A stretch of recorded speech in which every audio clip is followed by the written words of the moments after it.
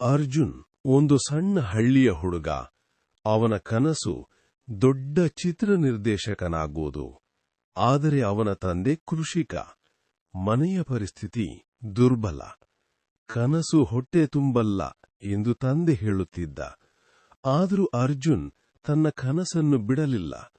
ಒಂದು ದಿನ ನಗರಕ್ಕೆ ಹೋಗಿ ಸ್ಟುಡಿಯೋಗಳಲ್ಲಿ ಕೆಲಸ ಹುಡುಕಲು ಶುರು ಮಾಡಿದ. ಎಲ್ಲೆಡೆ ನಿರಾಕರಣೆ. ಕೆಲವರು ಅವರನ್ನು ಹಾಸ್ಯ ಮಾಡಿದರು. ಆದರೆ ಅವನು ಪ್ರತಿದಿನ ಹೊಸ ಕಥೆಗಳನ್ನು ಬರೆಯುತ್ತಿದ್ದ. ರಾತ್ರಿ ರಸ್ತೆ ದೀಪದ ಕೆಳಗೆ ಕೂತು ತನ್ನ ಕಥೆಗಳನ್ನು ಕಲ್ಪನೆ ಮಾಡುತ್ತಿದ್ದ. ಒಮ್ಮೆ ಅವನು ಬರೆದ ಕಥೆಯನ್ನು ಒಬ್ಬ ಹಳೆಯ ನಿರ್ದೇಶಕ ನೋಡಿದರು. ಕಥೆಯಲ್ಲಿ ಇದ್ದ ಭಾವನೆ ಅವರಿಗೆ ತುಂಬಾ ಇಷ್ಟವಾಯಿತು. ಅವರು ಅರ್ಜುನ್ಗೆ ಒಂದು ಅವಕಾಶ ನೀಡಿದರು. ಮೊದಲಿಗೆ ಸಹಾಯಕನಾಗಿ ಕೆಲಸ ಶುರು ಮಾಡಿದ. ಕಾಲಕ್ರಮೇಣ ಅರ್ಜುನ್ ತನ್ನ ಪರಿಶ್ರಮದಿಂದ ಎಲ್ಲರ ಗಮನ ಸೆಳೆದ. ಕೊನೆಗೆ ಅವನ ಕಥೆ ಮೇಲೆ ಸಿನಿಮಾ ನಿರ್ಮಾಣವಾಯಿತು. ಸಿನಿಮಾ ಬಿಡುಗಡೆಯಾದ ದಿನ ಅರ್ಜುನ್ ತಂದೆ ಮೊದಲ ಸಾಲಿನಲ್ಲಿ ಕುಳಿತಿದ್ದರು.